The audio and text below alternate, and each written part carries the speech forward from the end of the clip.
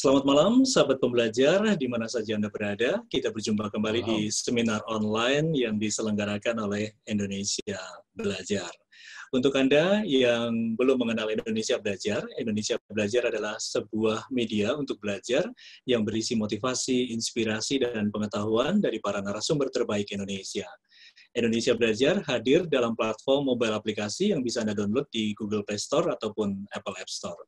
Anda juga bisa klik website kami di indonesiabelajar.id, follow Instagram kami di indonesia_belajar.id, dan juga Facebook fanpage kami di indonesiabelajar.id. Dan Anda juga harus follow, seharusnya harus follow ya, Instagramnya Bu Oki, @idayantisudiro. Baik, sahabat pembelajar, seminar online malam hari ini, seperti biasa di hari Kamis malam jam 7:30, kita berjumpa dengan Ibu Idayanti Sudiro, atau yang lebih akrab kita sapa Bu Oki. Beliau adalah Master Hati dan Certified Life and Wellness Coach yang sudah hadir di tengah kita malam hari ini. Selamat malam, Bu Oki. Selamat malam, Pak Dewa. Selamat malam semuanya. Oke, bagaimana kabar Bu Oki malam hari ini? Sehat-sehat, Pak. Iya, sehat-sehat ya. Itu semuanya, kita harapkan semua yang hadir di sini sehat semua ya. Tinggal nanti kita mengasah kesadaran jiwa kita malam hari ini. Karena kesadaran jiwa ini adalah tema pada malam hari ini yang kita tahu, kita tunggu-tunggu ya pembahasannya seperti apa. Dan seperti biasa, untuk Anda bisa komen di Instagram Indonesia Belajar, indonesia_belajar.id. Anda cari poster yang berjudul Kesadaran Jiwa Idayanti Sudiro atau Ibu Oki. Anda bisa komen setelah acara ini selesai dan mention atau di tag Ibu Idayanti Sudiro @idayantisudiro ya. Jangan lupa, karena ada buku Kesadaran Jiwa yang akan diundi hari Senin sebelum sekitar jam 12 siang. Jadi segera saja cepat untuk setelah acara ini tulis komen ya. Semoga ini banyak yang ikut dan rebutan ya. Kalaupun nanti toh Senin nggak ada ya, atau kelamaan Senin, bisa Anda beli juga buku Kesadaran Jiwa melalui Mbak Enda, harganya 45.000 ya. Oke, baik. Untuk sahabat pembelajar, nanti seperti biasa Anda bisa tanya di Zoom group chat, atau bisa langsung buka mic, atau kalau bersedia juga bisa buka kamera. Baik, Bu Oki, kita mulai saja bagaimana penjelasan tentang kesadaran jiwa. Silakan, Bu Oki. Terima kasih, Pak Dewa. Jadi teman-teman, pada malam hari ini kita akan membahas kesadaran jiwa. Sebetulnya saya akan bedah buku dari Pak Irmansyah Effendi. Ya, bukunya nanti akan ada tayangannya di situ. Dan saya tadi juga sudah sempat memposting ke grup IB.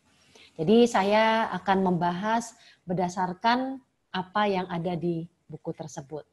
Ya, oke, izinkan saya share transparansinya.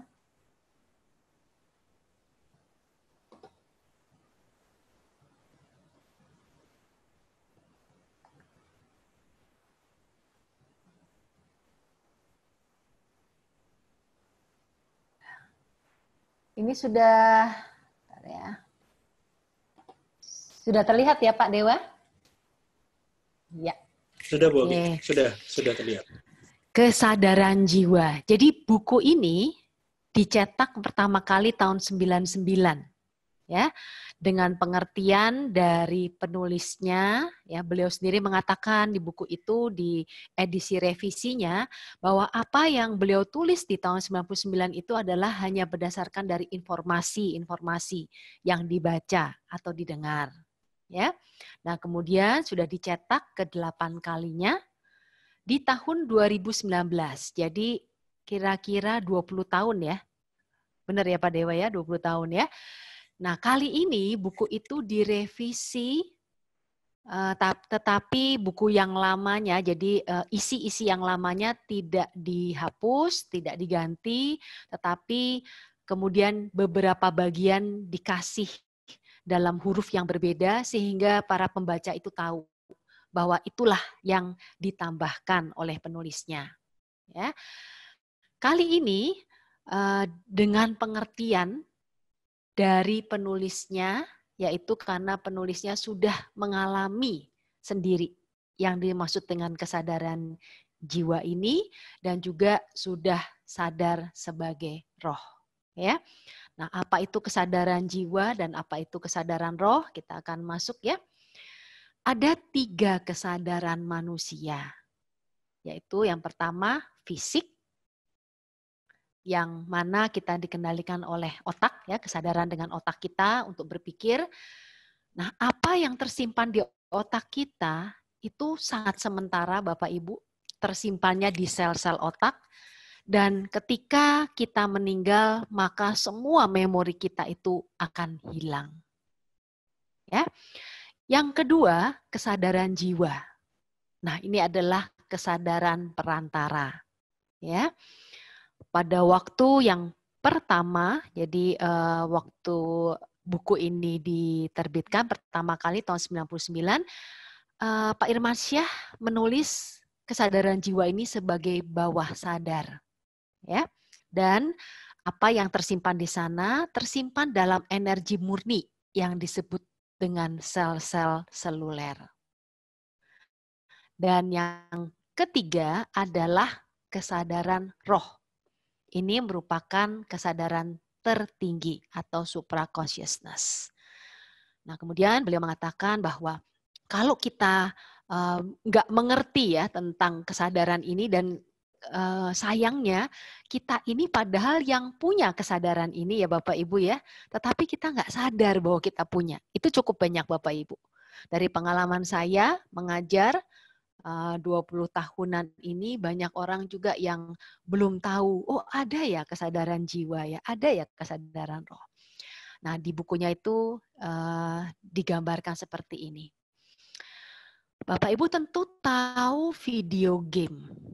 Ya, video game itu kita memainkan satu tokoh di situ dengan karakter yang kita pilih. Ya. Dan kemudian kita di sini kita memainkan tokoh itu. Tapi dimainkannya terbatas ya, yaitu dengan maju mundur atau kiri kanan gitu.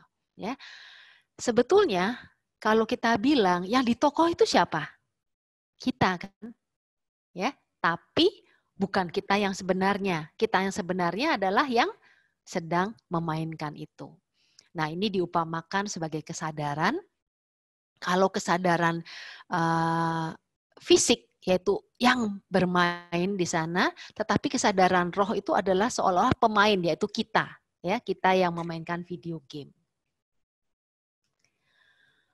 Pengertian kesadaran jiwa di situ sebetulnya di buku itu banyak menulis tentang kesadaran roh juga ya, tapi di waktu 45 menit ini saya ingin menjelaskan tentang pengertian kesadaran jiwa sesuai dengan judul bukunya.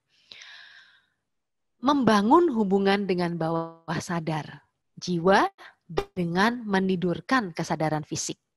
Jadi awalnya diberitahukan bahwa kesadaran jiwa adalah kesadaran kita yang lebih tinggi. Bagaimana cara mengaksesnya, bagaimana membangun hubungannya adalah dengan menidurkan kesadaran fisik.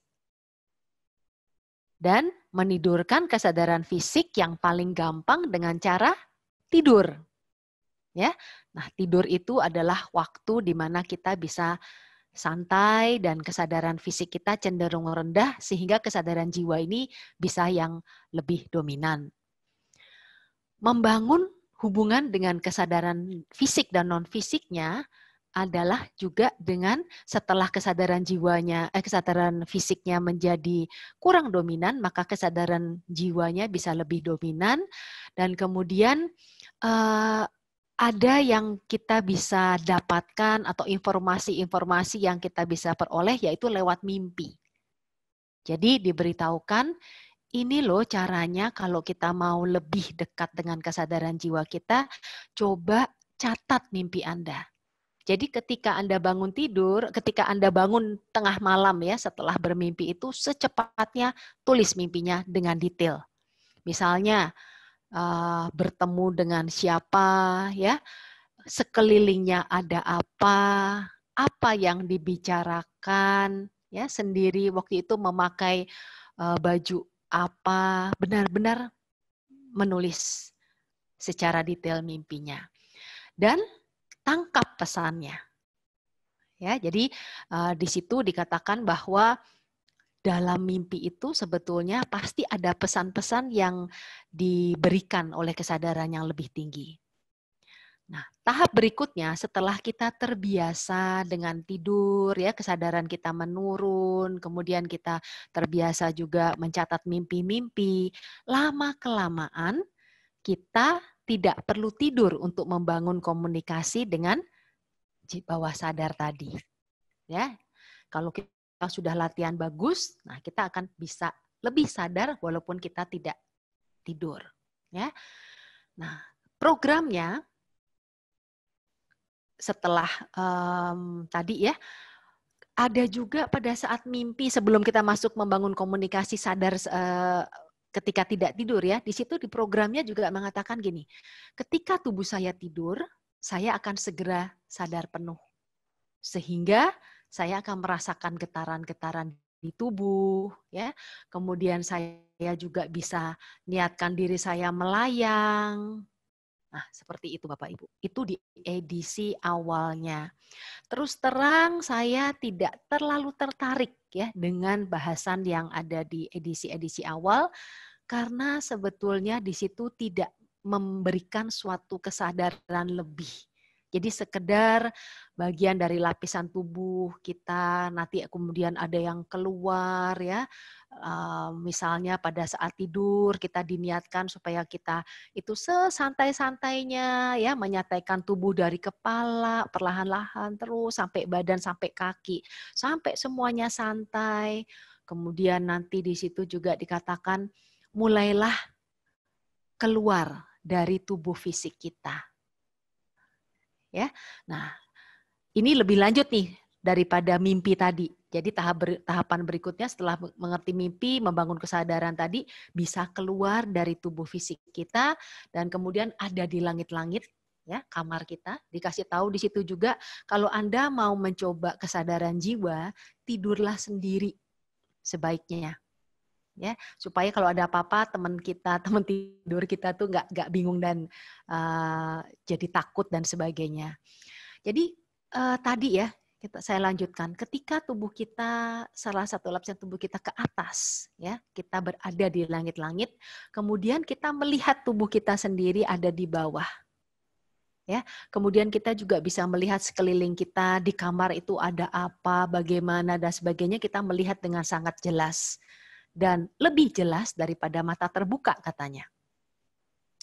Satu yang membahayakan adalah ketika kita sudah di atas, tiba-tiba kita kemudian takut. Loh, kok saya melihat tubuh saya sendiri nih? Jangan-jangan saya meninggal gitu ya. Nah, kemudian takut. Nah, ketika takut itu, maka keadaan tubuh tidak menjadi santai ya.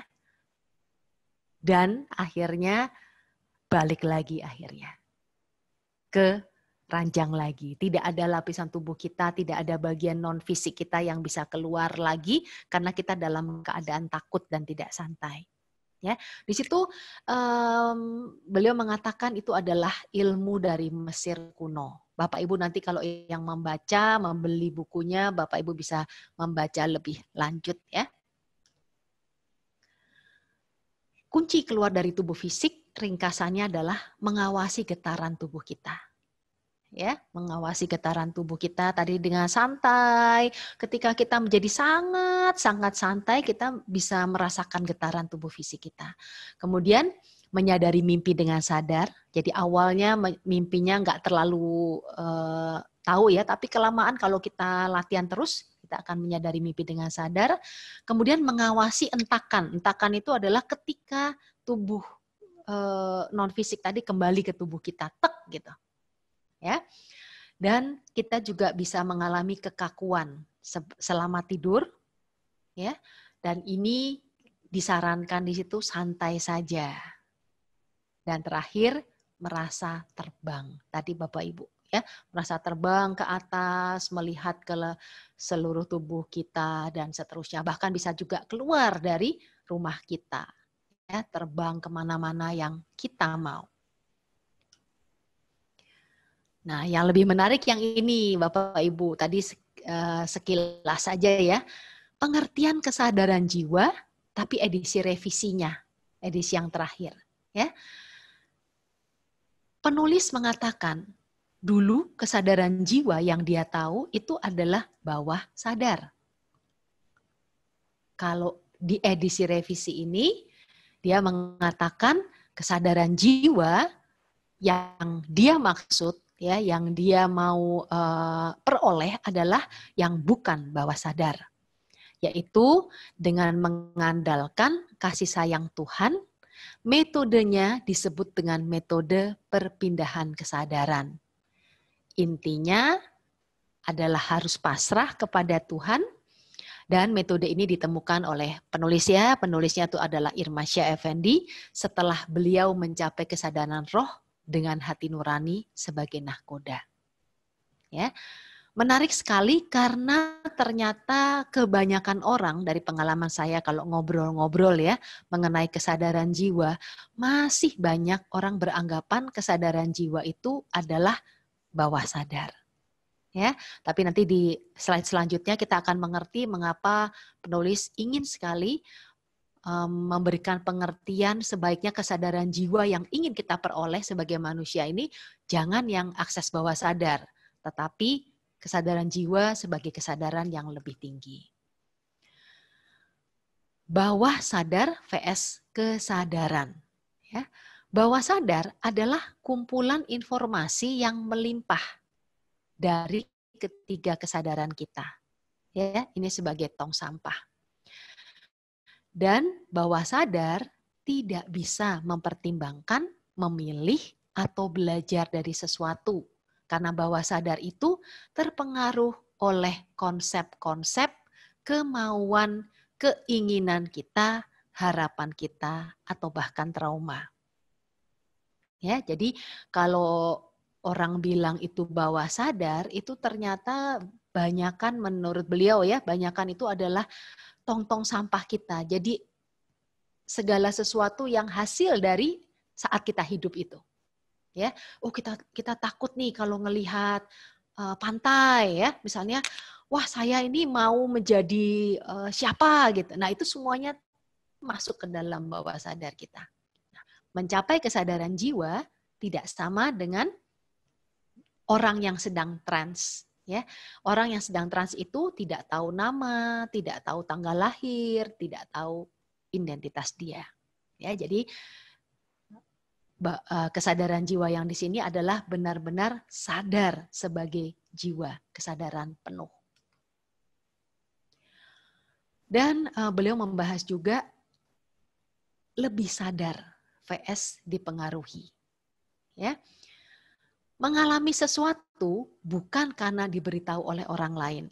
Jadi kesadaran jiwa yang diperoleh yang sebaiknya adalah bukan karena diberitahu oleh orang lain, tetapi karena dirinya sendiri yang mengalami. Jadi contoh misalnya ya, saya ditanya nih sama Pak Dewa, Bu Oki tadi pagi makan apa? Saya bilang, pagi tadi saya makan Indomie goreng Pak Dewa. Terus Pak Dewanya misalnya bilang, bukan Bu, bukan Indomie goreng, Ibu tadi pagi makan bubur ayam. Nah, kemudian sayanya bisa, hah? Gimana sih Pak Dewa? Orang saya yang ngalamin, saya yang tahu persis saya makan Indomie goreng kok, gitu kan ya. Jadi benar-benar sadar seperti itu. Seperti kayak kita makan tadi, ya, makan tadi pagi. Nah, ngomong-ngomong juga Bapak Ibu ya, kalau kita, saya tambahkan tadi kesadaran fisik kita ya. Kalau kesadaran fisik kita itu kan memang sangat terbatas ya. Jadi kalau kita kesadaran fisik, kita masih ngomong tadi pagi, saya masih ingat. Begitu Pak Dewa bilang, Bu, coba Ibu hari Senin yang lalu. Saya udah mulai mikir lagi Senin yang lalu ya. Udah mulai berpikir, ya udah mulai agak hilang kan. Apalagi kalau ditanya lagi, coba Bu, 2 minggu yang lalu gitu. Nah itu memang sangat terbatas. Nah kalau kesadaran jiwa enggak sama sekali Bapak Ibu. Kesadaran jiwa itu tidak terbatas pada waktu ya, dan tidak terbatas pada tempat juga, Jadi kalau kita tanya apa, kapan, itu bisa menjawab dengan cepat. Ya. Dan saya lanjutkan ya di sini ya. Kita tidak berkomunikasi dengan kesadaran yang lebih tinggi, tetapi kita mengalami sebagai kesadaran yang lebih tinggi. Jadi di buku Pak Irmansyah ini benar-benar mengajarkan ya bagaimana kalau kita bisa menjadi sadar penuh sebagai jiwa, bukan berkomunikasi. Ya, jadi bukan saya misalnya tadi contoh saya tanya Pak Dewa ya, saya berkomunikasi dengan kesadaran jiwanya Pak Dewa, bukan, tetapi Pak Dewa sendiri yang mengalami. Nah, kesadaran ini digunakan untuk belajar, mengetahui segala kekurangan, segala kelebihan kita, terutama juga mengetahui kehendaknya Tuhan ya atas diri kita dan pasrah serta untuk dapat lebih dekat kepada Tuhan. Jadi kalau di versi buku yang lama, beliau mengatakan tentang mimpilah ya, kemudian tentang naik ke atas langit-langit, keluar, so what gitu. Terus apa yang mau didapetin? Ya kan? Nah, tapi kalau yang ini mau mengerti. Jadi kalau saya sadar sebagai jiwa yang mana tadi tidak terbatas pada waktu, tempat, dan sebagainya. Contoh, saya mengingat waktu saya masih kecil, umur 10 tahun, saya pernah trauma sampai saya begini. Apa yang saya bisa pelajari untuk dapat lebih dekat kepada Tuhan, untuk dapat mengetahui kehendaknya. Nah, ini yang kita akan dapatkan ya. Otak dibutuhkan agar kita dapat mengenal kelebihan dan kekurangan kita dan membantu kesadarannya lebih tinggi untuk belajar dan sadar untuk bisa memilih Tuhan. Ya, seperti contoh Bapak Ibu mungkin yang ada di sini sedang mengikuti acara ini kemudian tertarik, wah, saya pengen tuh masuk kesadaran jiwa ya, kan otaknya pada saat ini ya tetap jadi pikiran kita itu tetap dibutuhkan. Membuka hati, mengandalkan berkat Tuhan untuk mengatasi emosi dan pasrah seutuhnya kepada Tuhan. Nah, ini adalah caranya. Ya. Nah, ada di buku itu juga cerita tentang seorang doktor namanya Ed Rubinstein ya, sebagai murid dari Pak Irmansyah. Dia adalah psikolog profesional dan penulis buku ya dari North Carolina, mengatakan bahwa hipnotis berbeda dengan kesadaran jiwa. Jadi beliau sendiri pernah melakukan hipnoterapi kepada klien-kliennya dan itu juga bisa sampai belasan tahun ya, seingat saya juga pernah ketemu dengan Dr. Ed ini. Dan beliau mengatakan bahwa kesadaran jiwa yang diajarkan oleh Pak Irmansyah itu sangat berbeda dengan apa yang sudah dia lakukan. Kebanyakan kalau yang hipnotis, mereka kadang-kadang juga mengatakan sesuatu dan itu terbatas pada beberapa hal yang memang dialami pada saat ini. Sedangkan kalau kesadaran jiwa lebih luas. Bawah sadar terpengaruh oleh konsep-konsep, pengalaman, keinginan, dan harapan seseorang. Ini penegasan ya dari yang tadi juga sudah dituliskan. Bagaimana cara kita mendapatkan atau bagaimana cara kita bisa sadar sebagai jiwa adalah dengan mengandalkan berkat Tuhan dan kepasrahan untuk mencapai kesadaran yang lebih tinggi. Karena saya juga pernah sharing ya mengenai hati dan hati ini juga karangan dari Pak Irmansyah Effendi. Di sini dalam hal mengandalkan berkat Tuhan sangat berhubungan dengan apa yang kita lakukan dalam menguatkan hati, ya. Kemudian bagaimana bisa lebih di hati, tidak di otak atau pikiran kita. Nah, ini sangat berkaitan dengan itu. Ya. Ketika kita di hatinya sudah semakin bagus, semakin dalam. Kenapa saya katakan dalam? Karena hati itu berlapis-lapis ya Bapak Ibu ya. Jadi kalau kita latihan di awal, kita mungkin sampai di lapisan yang paling luar ya. Kemudian terus lebih rajin berlatih, kita lebih banyak senyumnya, lebih manis, kita jauh lebih santai. Nah, itu akan masuk lagi ke lapisan-lapisan yang lebih dalam, terus lebih dalam, lebih dalam, lebih dalam, sampai kita juga akhirnya bisa lebih baik dalam hal mengandalkan berkat Tuhan.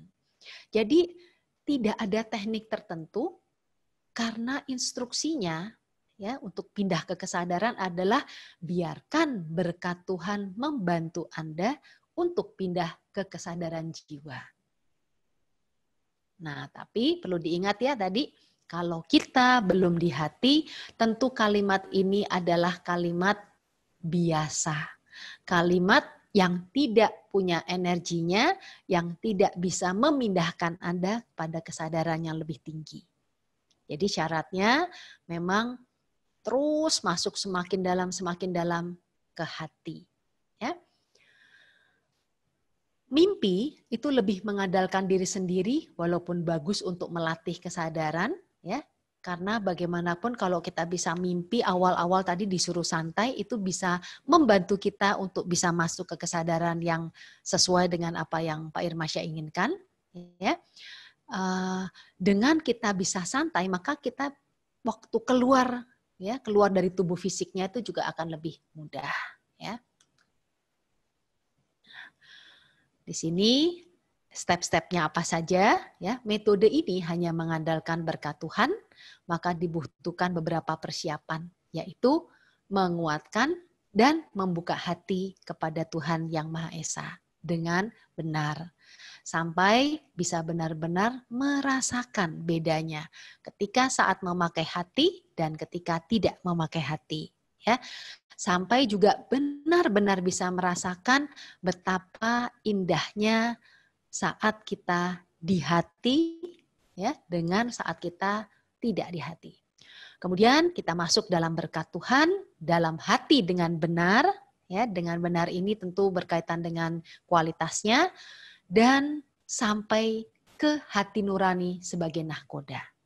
Ya, jadi kalau saya bisa ungkapkan ya di sini adalah hati kita ya. Di sini misalnya cakra jantung ya Bapak Ibu ya. Di dalam cakra jantung itu ada hati. Di dalam hati itu ada sir. Sir itu adalah batasan ya yang Tuhan adakan sendiri, merupakan rahasia Tuhan. Di dalam sir itu ada inti hati. Nah, itulah yang disebut dengan hati nurani. Jadi kita untuk masuk ke kesadaran jiwa harus sampai ke hati nurani. Kalau ditanya berapa step, karena kebetulan saya juga tahu ya ada di sini, step-stepnya lumayan. Nanti mungkin Bapak Ibu sekedar gambaran nanti saya bisa berikan ini di akhir sesi ya, sehingga kita bisa masuk sampai ke hati nurani dan mengenali cara hati pasrah kepada Tuhan. Nah, ketika kita sudah benar-benar dalam kondisi ini, maka instruksi biarkan kasih sayang Tuhan bantu Anda untuk masuk ke kesadaran jiwa. Nah, itu akan diterima oleh hati kita, oleh hati nurani kita, sehingga kesadaran kita bisa pindah. Ya. Beberapa perbedaan lainnya, yaitu dengan kesadaran jiwa ini adalah ruang tidak terbatas pada ruang, ya benar-benar kita mau di mana saja itu nggak masalah, lagi ada di mana pada waktu itu juga nggak masalah, waktu juga tidak masalah, jadi bisa saat sekarang, bisa kemudian saat waktu masih kecil, ya waktu saat 10 hari yang lalu, nggak masalah sama sekali. Bahkan beberapa orang kalau yang percaya tentang hidup masa lalu, ini juga bisa masuk ke masa lalu. Dan sensasinya lebih kurang ya, tidak merasa seperti getaran-getaran gitu, tetapi karena dia sadar penuh, ya lebih halus, lebih lembut. Tapi syaratnya adalah harus dalam supervisi pembimbing yang berpengalaman. Karena kalau kita sendiri ya masuk pada kesadaran jiwa itu takutnya ada hal-hal yang tidak diinginkan, ya, karena bagaimanapun saat kita setengah sadar tadi, kalau kita tidak dilindungi atau kita tidak dibimbing dalam sesuatu yang energinya lebih kuat, kita bisa saja diambil alih oleh hal-hal lain, ya, yang tidak diinginkan. Nah, ini adalah kesadaran Bu ya, buku kesadaran jiwanya. Nah, ini adalah step-stepnya Bapak Ibu. Jadi untuk orang bisa masuk sampai ke hati nurani, itu ada yang membuka hati ya 1 sampai 6, masuk ke pendalaman spiritual. Ada juga yang penyaluran energi, ada meditasi, ada kundalini ya, sampai akhirnya perpindahan kesadaran ya. Nah, di sini itu Bapak Ibu kalau melihat adalah yang hijau warnanya, pendalaman spiritual. Ini sekedar info aja. Jadi step-stepnya memang perlu cukup panjang untuk masuk ke kesadaran jiwa, ya, pendalaman spiritual. Nah, ini ya tadi Bapak Ibu, kalau bisa Bapak Ibu juga berhubungan ya sosmed ya dengan saya. Nah, Bapak Ibu, saya ingin cerita sedikit ya tentang orang yang masuk dalam kesadaran jiwa. Jadi ada seseorang bernama Mandy. Dia adalah seorang Australian. Ya. Pada waktu itu di umur 7 tahun dia pernah mengalami mati suri. Jadi pada waktu itu lagi main-main, tiba-tiba ada temannya yang memukul dengan tongkat golf.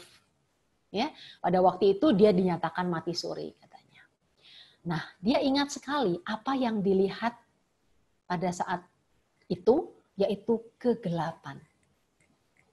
Ya, jadi selama beberapa lama itu dia melihat kegelapan dan kemudian dia teriak-teriak dengan emosinya ya, dengan rasa takut, rasa khawatir, dia panggil-panggil mamahnya. Nah, akhirnya dia sampai pada satu titik, untung dia kemudian bangun lagi Bapak Ibu. Ya.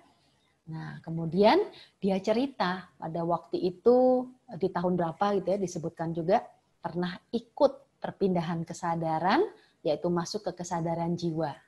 Ya, dibimbing oleh Pak Irmansyah. Lalu dia ternyata masih mempunyai trauma dengan waktu dia masih kecil tadi itu, dia dipukul dan kemudian dia melihat kegelapan itu, dia masih trauma. Lalu saya pernah ngelihat juga ya, jadi pada waktu Pak Irmansyah membimbing, kebetulan saya juga ada di sana, disuruh masuk ke kesadaran jiwa saat dia masih kecil itu. Ya. Dan kemudian dia ngalamin lagi ya dengan pemberontakan, wah gitu-gitu ya dia ya. Lalu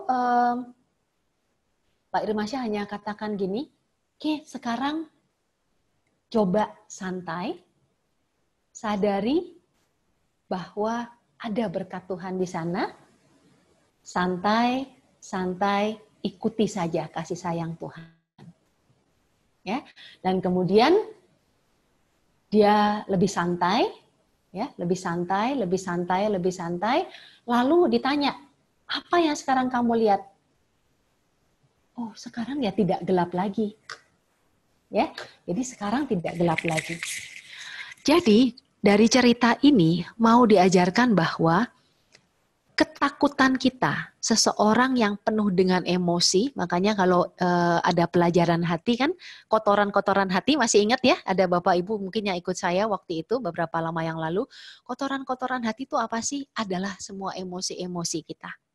Ya, emosi marah, emosi benci, takut, ya, kemudian khawatir, sombong, dendam, dan sebagainya, Emosi itu Bapak Ibu, kalau kita tidak belajar dari sekarang untuk mengendalikannya, untuk mencari solusinya, itulah yang akan kita alami pada saat kita meninggal. Ya. Jadi dia bilang rasanya gelap. Kenapa? Gelap penuh. dengan dikubah gitu ya, kubah yang penuh dengan kegelapan karena rasa takutnya, ya, emosi yang tidak damai tadi itu. Nah, jadi saya menarik satu pelajaran juga bahwa oh iya ya, ternyata kalau kita sehari-hari itu tidak bisa menguasai emosi-emosi kita, ya, nggak bisa mencari solusi mulai dari sekarang, banyak di hati, banyak membersihkan kotoran-kotoran hati, bisa saja kita mengalami hal yang seperti itu. Jadi emosi itu adalah sesuatu yang energi yang akan menutup diri kita dari kasih sayang Tuhan. Ya, nah itu yang pertama. Kemudian juga ada juga cerita di situ tentang Lutfi ya. Jadi seorang yang bagaimana dia tadinya tuh penuh dengan kesehariannya tuh penuh dengan emosi-emosi ya, dan dia itu bisa merasakan emosi itu ketika dia disuruh balik. Coba rasakan pada saat kamu begini, apa ya trauma kamu misalnya pada waktu itu ya. Rasakan lagi dan dia bisa merasakan itu ya, gerakan kemudian kata-kata, sikap itu persis seperti aslinya. Ya, jadi kalau misalnya merasakan apa yang pernah dialami pada saat 10 tahun yang lalu, mungkin dia masih kecil dan sebagainya, gerakannya semua akan langsung berubah, Bapak Ibu. Dan di situ juga dikatakan tentang tadi ya, emosi ya, jadi di proses metode perpindahan kesadaran itu, di akhir sesinya itu disuruh memaafkan. Maafkan semua orang yang pernah bersalah kepada kita, ya. Kemudian kita juga mohon ampun terhadap semua orang yang kita pernah berbuat salah, sehingga apa? Jiwa kita itu damai. Nah, jiwa yang damai ini diharapkan juga bisa terasa di tubuh fisik kita saat ini. Kalau Bapak Ibu bisa melatih kesadaran jiwa tadi. Dan hal ini juga yang akan membantu kita dalam proses-proses selanjutnya ya, proses keseharian kita lebih bahagia dan proses-proses nanti pada saat kita sakit kita lebih tidak emosi, lebih tidak takut ya. Semuanya itu sangat membantu kita untuk menjadi lebih tenang damai. Nah, itu kira-kira yang saya sharingkan dari bedah buku Kesadaran Jiwa nih, Pak Dewa. Iya. Oke, baik. Terima kasih, Bu Oki. Bagaimana, sahabat pembelajar, ada pertanyaan atau sharing juga tentang apa yang dibahas pada malam hari ini? Ada beberapa cerita tadi yang disampaikan Bu Oki, mungkin ada sharing juga bisa disampaikan di malam hari ini ya, Bu Oki ya. Iya. Silakan kalau ada yang bertanya, langsung saja buka mic, bertanya. Ada Pak Ivan yang buka kamera, ada Pak Sugianto. Selamat malam Pak Sugianto. Masih termenung. Masih termenung semua. Bertanya. Iya, silakan Pak Sugianto. Mengenai kesadaran jiwa itu, apakah itu tanpa pembelajaran bisa didapatkan secara alami? Tidak, Pak. Jadi tadi kalau saya ceritakan tadi ya, bahwa prosesnya kan lumayan panjang tuh Pak. Ya, bagaimana kita itu di hati dulu, ya, sehingga kita bisa santai, sampai kita bisa lebih dalam lagi masuk ke hati nurani. Nah, setelah di hati nurani itu, barulah kemudian kita bisa oleh pembimbing yang memang sudah bisa, itu kita bisa diinstruksikan untuk masuk ke kesadaran jiwa. Gitu Pak Sugi. Ini Bu Oki, ya. Saya punya pengalaman, saya punya teman, dia belum pernah belajar apa-apa, tapi kesadaran jiwanya itu bisa keluar dari tubuhnya. Dan dia waktu itu juga cerita, waktu dia sakit, dia melihat badannya dia sendiri, seolah-olah seperti yang dikatakan Bu Oki tadi. Cerita di langit-langitnya dia bisa melihat tubuhnya sendiri. Terus dia juga bisa keluar. Gitu. Nah, itu bisa terjadi demikian. iya, nah itu Pak, itu yang dibahas di buku edisi awal ya. Bagaimana kita masuk, jadi pengetahuan Pak Irmansyah itu, waktu itu beliau mengakui sendiri bahwa berbeda kesadarannya pada waktu itu. Beliau di situ menganggap bahwa itulah kesadaran jiwa. Tapi ternyata ke sana itu relatif lebih sering kepada bawah sadar. Ya, bawah sadar, bukan kesadaran jiwa yang penuh. Ya, karena gini, kalau beliau sering mengatakan ya bahwa kesadaran jiwa, itu kesadarannya siapa? Jiwa siapa? Jiwa kita, gitu ya. Kesadaran jiwa Pak Ivan. Nah, kesadaran jiwa Pak Ivan artinya ya Pak Ivan yang mengendalikan. Ya, saya tidak bisa mengendalikan kesadaran jiwa Pak Ivan. Saya hanya bisa membantu ya agar Pak Ivan sendiri yang pindah ke kesadarannya. Jadi macam kayak misalnya kayak kita nyetir mobil ya, kan nggak bisa tuh persnelingnya ganti-ganti sendiri gitu, kecuali kita yang melakukan. Ya, kebanyakan orang yang tiba-tiba seperti itu adalah orang yang masuk ke bawah sadar, Pak. Gitu. Biasanya orang-orang yang itu adalah orang yang masuk ke bawah sadar.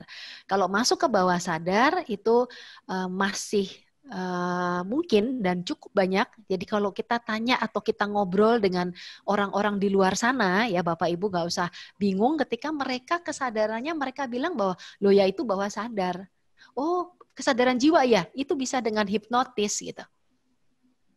Ya, tapi kalau Pak Irman Syah di buku ini mengatakan bahwa kesadaran jiwa kalau hipnotis ya dengan masuk ke bawah sadar, ingat bawah sadar tidak memberikan suatu hal yang untuk kita dekat pada Tuhan ya atau kita belajar sesuatu di situ.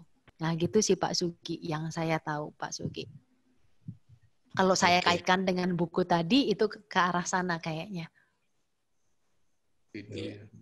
Ya, terima kasih Bu. Oke. Terima kasih Pak Sugi. Saya mau Ya, tanya. Pak Irfan tunjuk jari, silakan Pak Irfan. Tadi sudah diduluin sama Pak Sugiarto. Pak Sugiarto menceritakan bahwa temannya. Tapi ini saya alami sendiri. Kalau waktu sakit, saya nggak katakan lagi. Nah, itu udah sering saya lihat. Waktu saya di rumah sakit. Ya, saya bisa, mungkin di bawah sadar kata Bu Oki yang tadi. Yang saya merasa mungkin hari ke sini, bulan-bulan lalu, saya kalau bisa sore malam lagi berdoa. Saya bisa jam 12:30 lah ya berdoa. Yang nggak lama sih ya, sekuat saya itu. Kadang-kadang saya alami, ya seperti kata Bu Oki kali, bawah sadar kali ya. Saya bisa melihat saya lagi berdoa.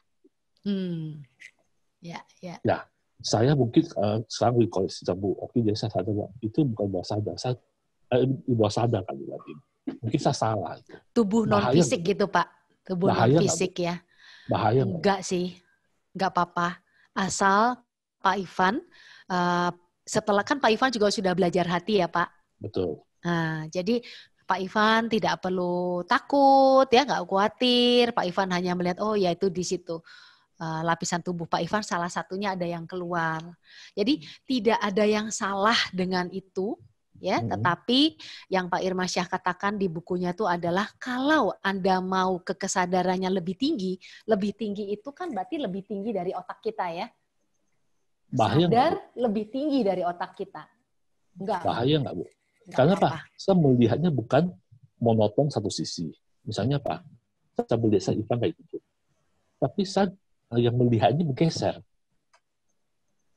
Bergeser ke tempat lain gitu ya? Ke kiri, ke kanan. Jadi melihat objek yang dari duduk berdoa itu bisa dari beberapa sisi. Iya. Ya. Nah, dan pernah 2 kali, kebetulan beda kamar anak saya itu, saya masuk kamar. Padahal saya ada doa. Sesudah itu jujur saya takut. Saya nggak tahu apa itu. Kenapa Bu? Apa yang salah di saya? Ya, kalau yang saya tahu kan Pak Ivan memang ada beberapa kelebihan-kelebihan ya, yang tidak ada di orang lain, ya kan Pak?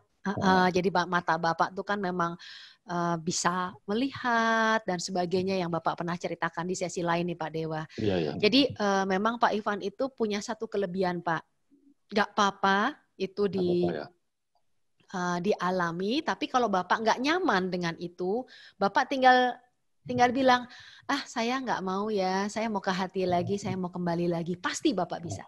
Oh gitu ya. Kalau Bapak dalam keadaan santai, ya, kemudian Bapak mau, saya nggak mau nih begini, saya mau balik lagi ke tubuh fisiknya. Senyum aja, tek, balik lagi. Kadang-kadang siang misalnya saya lagi kerja, melambung dikit, agak fokus dikit, ini saya bisa lihat tuh.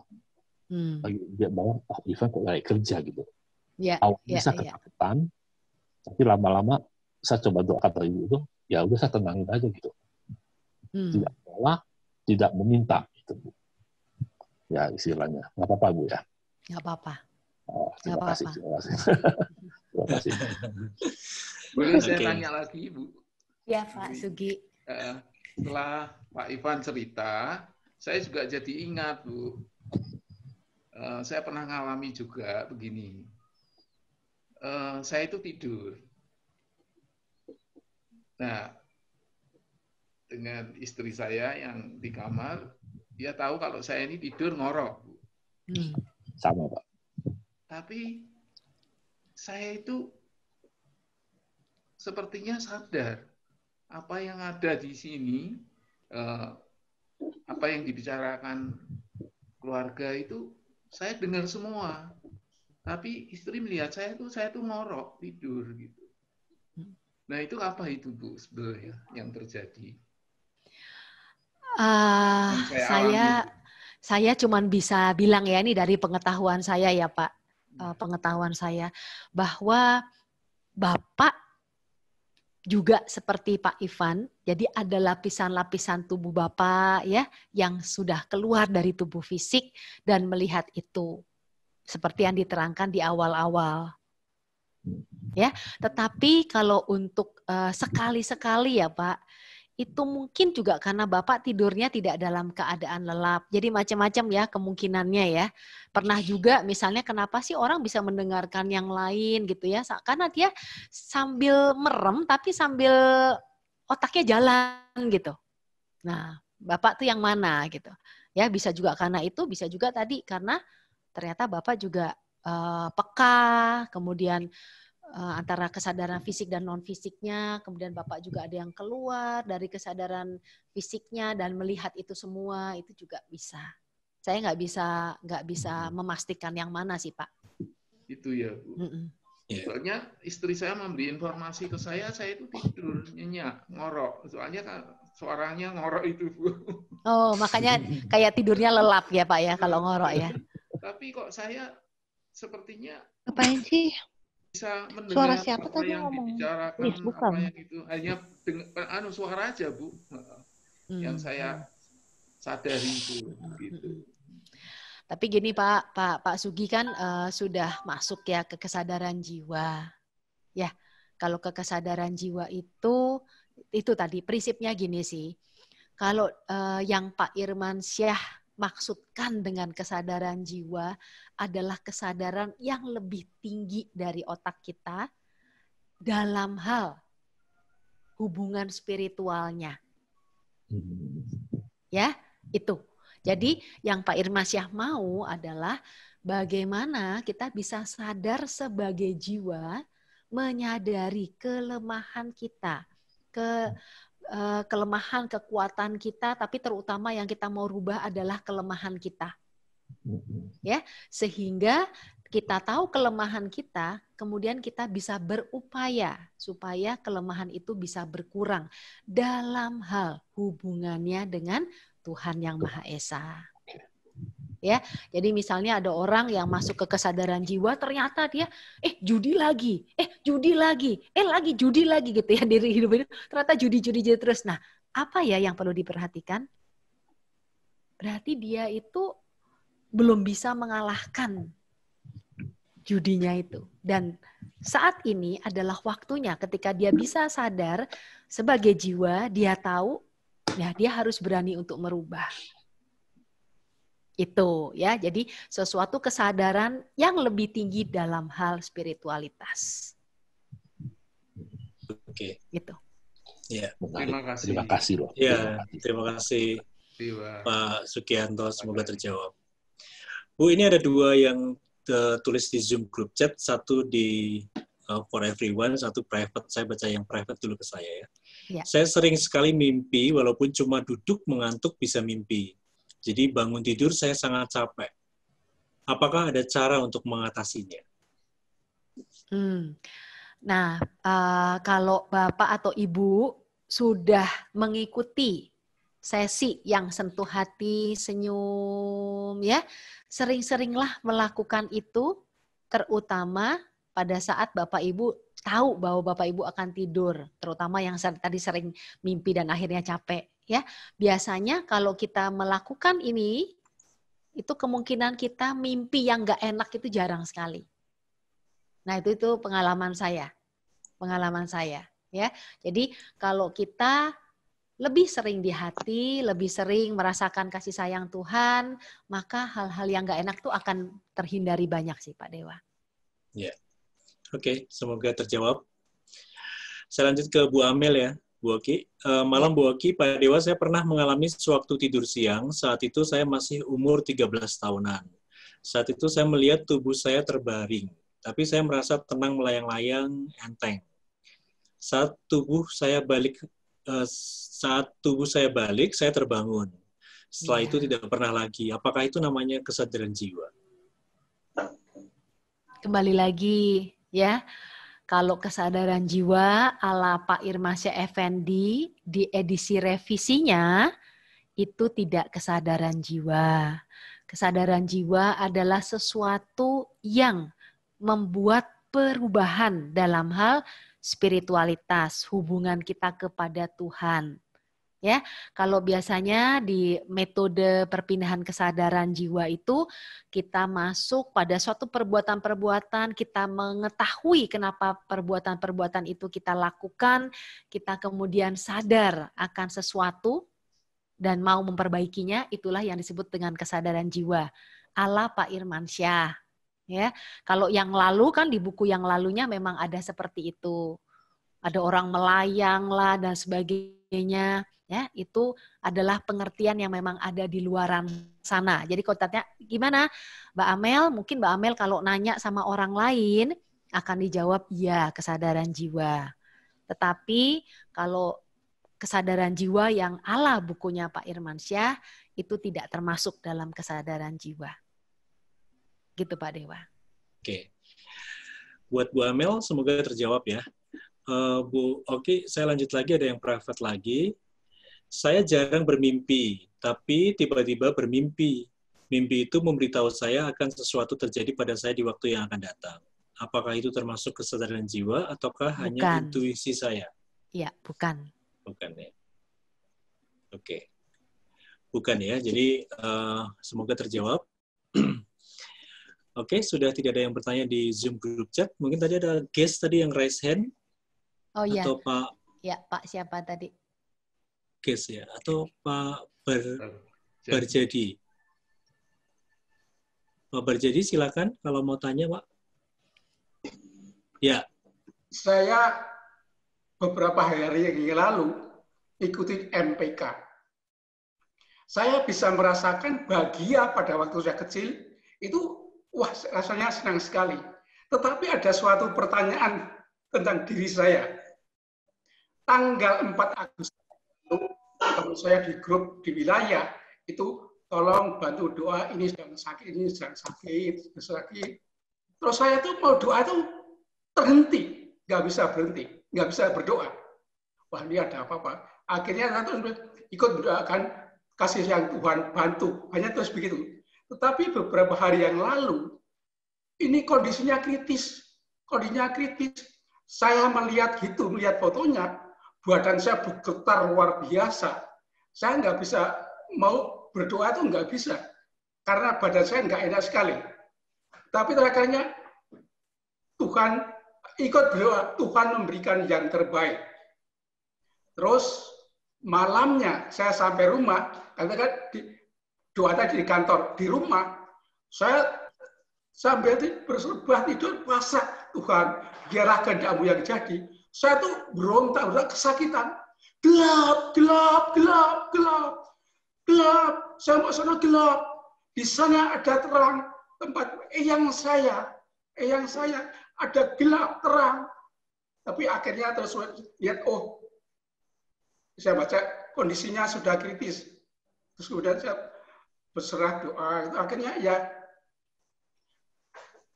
saya menyebutkan, Mas Dodi, tangan Tuhan sudah mengulurkan tangan.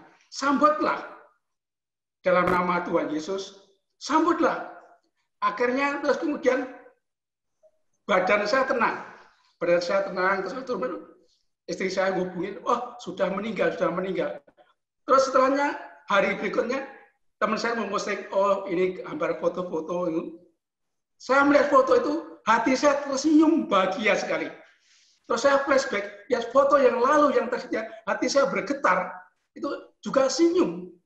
Terus pada waktu itu sakit, senyum. Jadi ini jadi saya kata, loh, kok begitu ya? Melihat gambar yang sama, hati saya bisa tersenyum, tapi pada waktu yang lalu itu hati saya sudah sakit. Untuk berdoa saja nggak bisa. Itu apa itu ya? Iya Pak. Iya Pak, itu adalah kepekaan dari kita. Sebetulnya semakin kita berlatih, semakin banyak ya, bertahun-tahun dengan rajin. Kalau sudah latihan bertahun-tahun tapi tidak rajin atau tidak berlatih, nggak bisa ya. Nah Pak Subardjadi memang merasakan itu adalah merasakan keadaannya gitu Pak. Ya, jadi kalau kita melihat sesuatu, kita rasakan ini hati yang menjawab nih Pak. Hatinya mengatakan, kok ngembang ya, kok enak, kok ini. Nah, ini orangnya lagi seneng nih. Itu Pak, jawaban dari hati. Pada foto yang sama, tapi yang lalu nggak bisa sakit, tapi telah meninggal, senyum saja. Iya. Nah itu keadaan yang berbeda Pak. Ya, pada saat Bapak melihatnya dengan waktu yang berbeda, keadaan itu yang terpancar di foto itu. Terima kasih Pak Subardjadi sharingnya. Terima kasih Pak Subardjadi. Bu Oki, ini ada Bu Mia Mariana. Apakah kesadaran jiwa terkait juga dengan memori? Ini Pak Bambang Han juga udah bantu jawab nih. Tidak ada kok kaitan dengan memori, nanti masuk ke dejavu. Gimana Bu Oki? Sebetulnya memori, iya dong. Ada memorinya justru kalau kesadaran fisik tadi ya, saya contohkan kesadaran fisik memorinya terbatas, ya kan? Saya ditanya tadi pagi masih ingat, begitu minggu lalu saya langsung ingat lagi makan apa tadi saya. Memorinya sangat terbatas. Tapi kalau kesadaran jiwa, memorinya benar-benar tidak terbatas. Jadi kalau ditanya, kita sadar sebagai jiwa, makan tanggal 7 Mei 2019 gitu kira-kira ya. Nah, itu apa? Jiwanya tahu gitu, kira-kira gitu. Bu Mia. Jadi berkaitan dengan memori. Memori jiwa itu justru malah lebih luas dibandingkan memori otak. Oke, Bu Mia, semoga terjawab. Ini saya bacakan satu lagi, Bu. Ada yang private. Malam Bu Oki dan Pak Dewa mau tanya, waktu saya SMA pernah ikut retret dan ada sesi meditasi. Saat meditasi, tiba-tiba ada tangan menarik saya keluar dan saya melihat diri saya sendiri sedang duduk meditasi. Dan saya shock, kaget, lalu saya terbangun dari meditasi saya. Sejak saat itu saya jadi takut untuk meditasi lagi. Kalau boleh tahu, ini kenapa ya Bu Oki? Nah itu ya banyak ya kalau kita lihat dari sini sesi ini ya cukup banyak orang-orang yang bisa melihat dirinya. Ya, bagian jadi apa yang di-sharingkan Pak Irman waktu itu saya ingat sekali, saya bilang, loh ini kan udah ada perubahan kesadaran nih, apa yang lalunya mau dikoreksi aja gitu kan, bukunya nggak usah diterbitin lagi gitu. Tapi kemudian Pak Irman juga mengingatkan bahwa di luaran sana itu ternyata banyak yang kayak gini. Ya, melihat dirinya sendiri ya dari waktu tidur kah atau waktu meditasi kah. Nah, itu adalah bagian dari salah satu lapisan kesadaran yang memang keluar dari tubuh fisiknya. Jadi itu jawabannya, ya. Salah satu lapisan kesadaran yang keluar dari tubuh fisiknya, tapi kita tidak menamakan itu sebagai kesadaran jiwa. Oke, semoga terjawab ya. Saya juga nggak tahu ini Bapak atau Ibu. Oke, masih ada lagi? Sahabat pembelajar. Ada Ibu Lilis. Ibu Lilis. Ya, Ibu Lilis, silakan. Ya, malam. Bu, saya mau bertanya tentang trauma masa kecil. Jadi ketika pada saat berdoa, lalu diingatkan rasakan seperti bayi yang disayang oleh ibunya, gitu ya. Nah, pada saat ada instruksi seperti itu, yang dirasakan itu bukan disayang ibu, tapi ada trauma dari orang tua. Misalnya dipukul sampai berdarah-darah, bahkan sampai sekarang pun masih suka marah-marah gitu orang tua. Itu jadi pada saat berdoa kalau diingatkan ibu itu malah jadi mandek, berhenti. Terus untuk kembali ke bahagia itu susah gitu. Ya, terima kasih. Oke. Nah, gini Bu Lilis, kalau itu artinya apa? Kita dalam memori kita, dalam pikiran kita itu masih lebih kuat dibandingkan hatinya, ya. Jadi dengan terus lebih senyum, lebih manis lagi, lebih senyum manis, karena instruksi itu sebaiknya kita tidak olah ke sini. Ya, instruksi yang diberikan adalah langsung ke hatinya.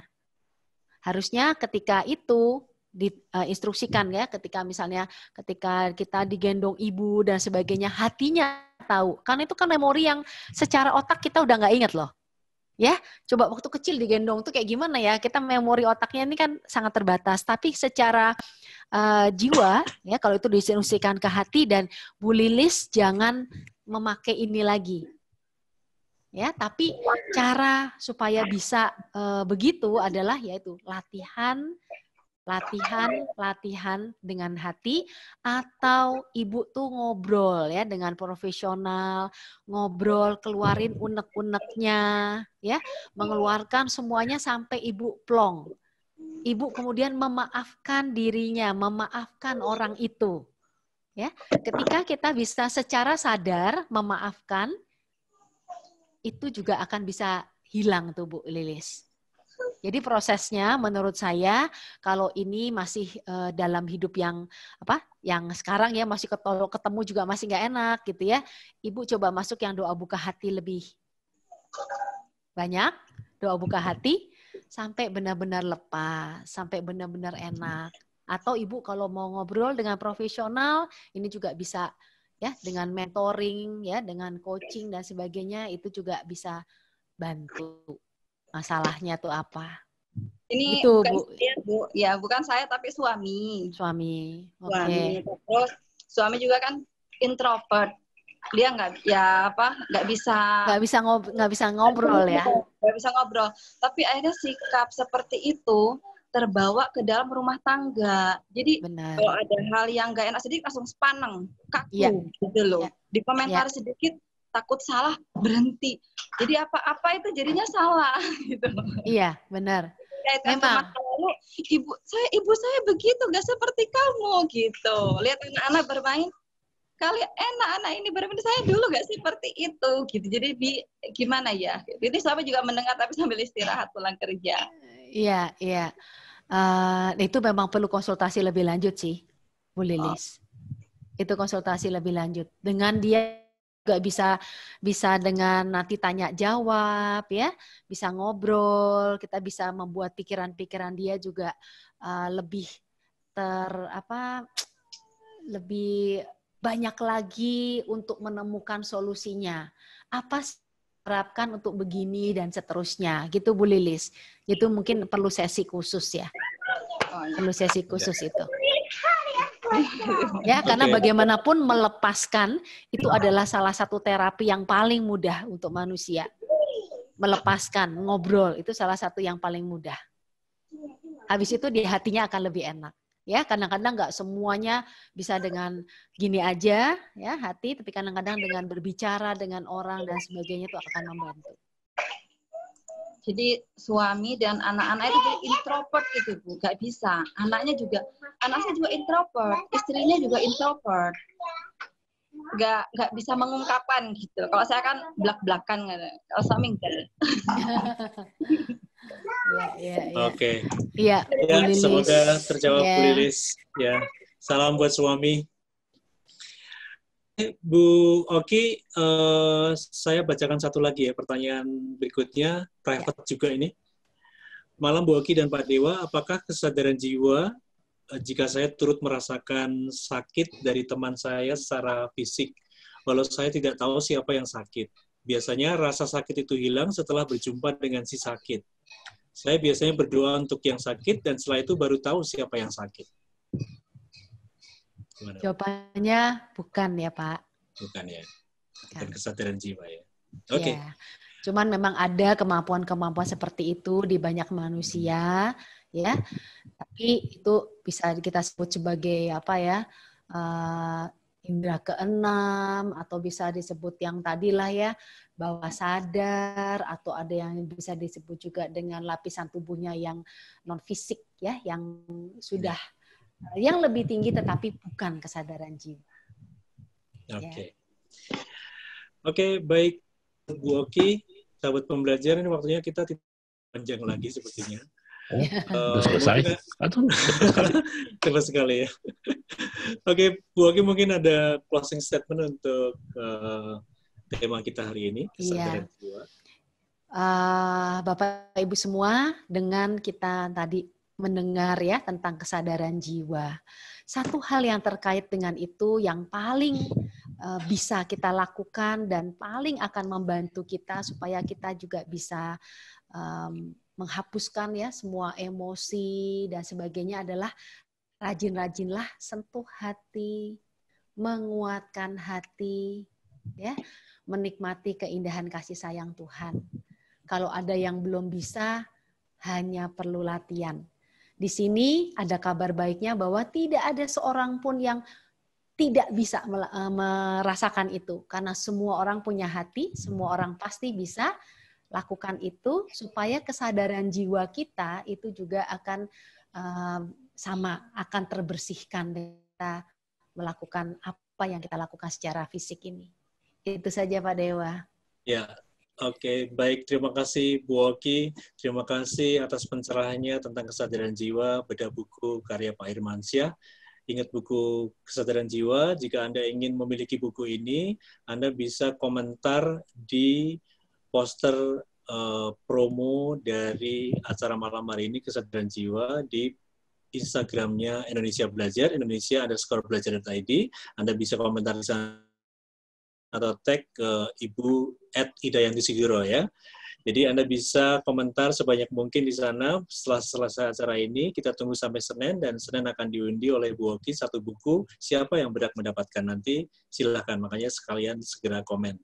Kalau pengen cepat-cepat, langsung pesan Mbak Endah, bukunya hanya Rp45.000. Jadi jangan ketinggalan.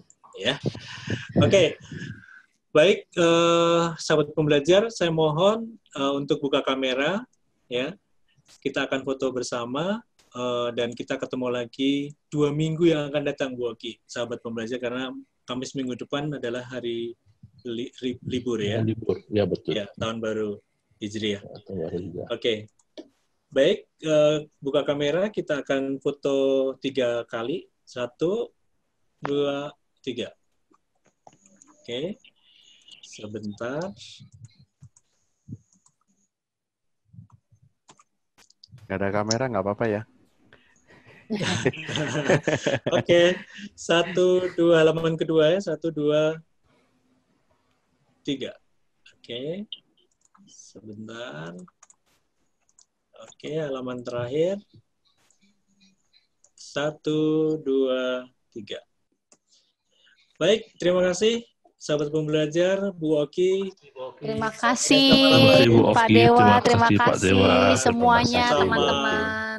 Terima kasih Bu Oki. Terima kasih semuanya. Terima kasih semuanya. Terima kasih. Semoga bermanfaat. Ya, amin pasti. Stay healthy.